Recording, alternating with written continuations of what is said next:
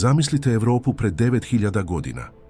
Posljednje ledeno doba se tek povuklo, dok ostatak kontinenta živi po mračnim pećinama, ovdje, na obalama moćnog Dunava, u srcu Balkana, dešava se nešto nemoguće.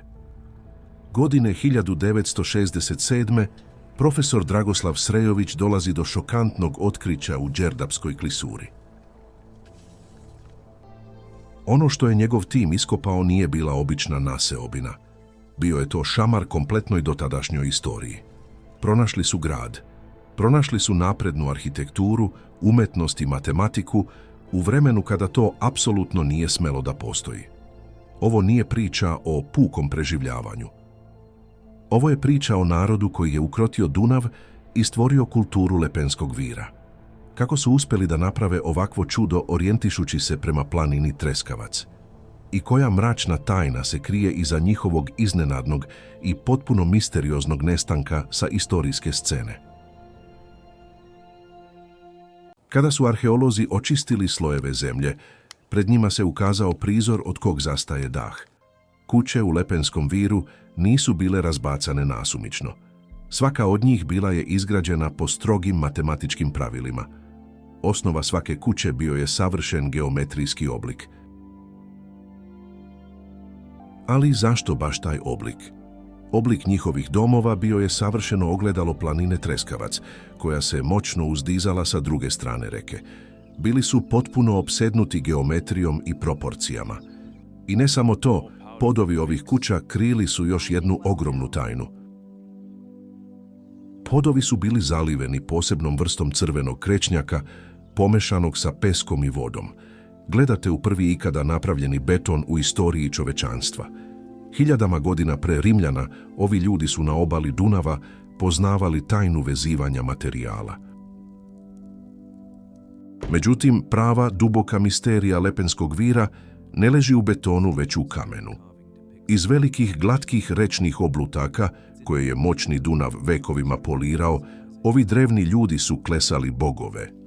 Ovo je prva monumentalna umetnost ikada stvorena na tlu Europe.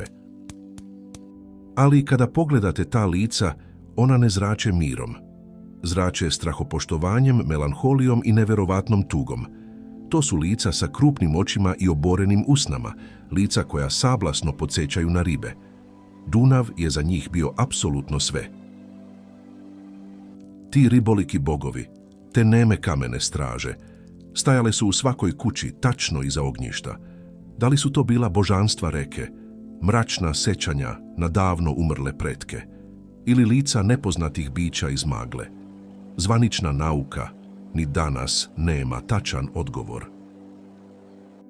A onda, nakon 2000 godina surove dominacije ovim prostorima, desilo se nešto potpuno neobjašnjivo. Cela civilizacija Lepenskog vira jednostavno nestaje. Geometrijske kuće su napuštene, a vatre na ognjištima zauvek ugašene. Šta ih je nateralo u beg? Da li su ih proterali novi, agresivniji narodi, ili je sam moćni Dunav odlučio da potopi ono što je stvorio? Graditelji prvog betona i tvorci prvih evropskih bogova zauvek su nestali u magli vremena. Ali njihov duh je ostao zarobljen u kamenu. Međutim, tajna nije samo u kamenu. Kada su arheolozi razbili onaj čuveni crveni beton, otkrili su nešto od čega se diže kosa na glavi. Ovi drevni ljudi nisu sahranjivali svoje mrtve na udaljenim grobljima. Sahranjivali su ih tačno ispod podova svojih kuća. I to nisu bile obične sahrane. Pokojnici su postavljani u specifičan položaj sa prekrštenim nogama i rukama položenim na stomak. To je identičan položaj lotosa koji se hiljadama godina kasnije pojavljuje u dalekoj Indiji. Kako je to moguće? Najnovije DNA analize donele su još veći šok. Otkriveno je da ovi ljudi nisu bili izolovana grupa divljaka. Bili su to prvi lovci sakupljači koji su se mešali sa novim narodima sa istoka. Lepenski vir je bio prva raskrsnica sveta. Postao je prvi megalopolis kamenog doba. Mesto gde su se razmenjivale tehnologije, verovanja i geni. Zato su njihovi bogovi morali da budu moćni. Morali su da zaštite to sveto mesto od onih koji su dolazili niz moćnu reku. Ali njihovo znanje se nije završavalo na zemlji i reci. Kada su naučnici pažljivo analizirali tačan položaj kuća i ognjišta, otkrili su nešto neverovatno. Lepenski vir nije bio samo obično naselje. Bio je to divovski, precizni astronomski kalendar. Svake godine na dan letnje dugodnevice dešavala se magija.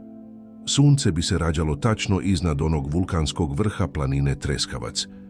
Njegov prvi, savršeni zrak svetlosti prelazio bi preko Dunava i padao direktno na centralno ognjište u glavnoj kući. Ovi ljudi su savršeno poznavali kretanje nebeskih tela. Nisu imali teleskope, nisu znali za matematiku kakvu mi danas poznajemo, ali su noćima sedeli pored reke i obsesivno posmatrali zvezde. Njihov život bio je usklađen sa ritmom kosmosa.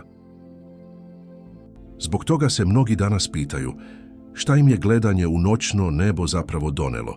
Da li su u tom beskrajnom mraku tražili samo vreme za lov ili su možda verovali da njihovi riboliki bogovi dolaze upravo odozgo sa zvezda?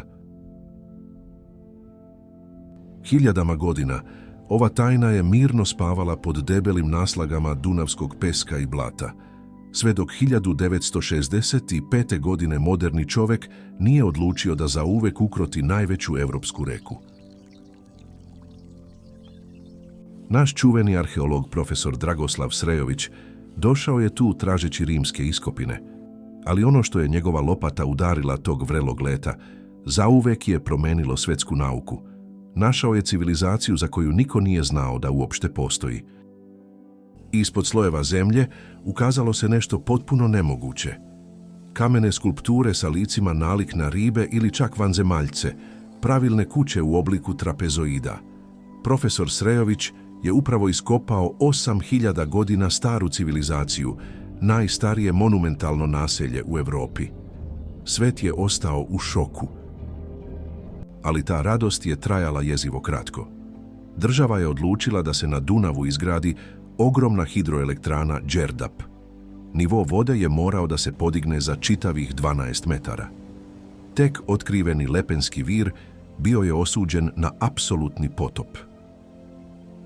Krenula je trka sa vremenom kakvu arheologija nije videla. Naučnici su morali kamen po kamen da iseku podove teške 100 tona i premeste celo naselje 30 metara na više, kako bi ga spasili od moći Dunava. Naselje jeste preživelo vodu, ali je cena bila previsoka. Pomeranjem na novu lokaciju zauvek je raskinuta ona sveta, milenijumska veza između kuća i planine Treskavac. Geometrija je narušena. Sunce više nikada neće pasti pod onim istim savršenim uglom. Lepenski vir i danas stoji ispod staklene kupole, tiši nego ikad. 8000 godina stara kultura koja je poznavala matematiku pre Pitagore i živela u savršenoj harmoniji sa prirodom. Šta su nam zapravo poručili tim kamenim usnama koje ćute vekovima? Misterija ostaje zauvek urezana u kamen i zarobljena u dubinama moćnog Dunava. Da li su bili prvi evropski astronomi deca reke ili nešto sasvim treće? Pišite nam vaše mišljenje u komentarima, pretplatite se na kanal i vidimo se u sljedećoj epizodi.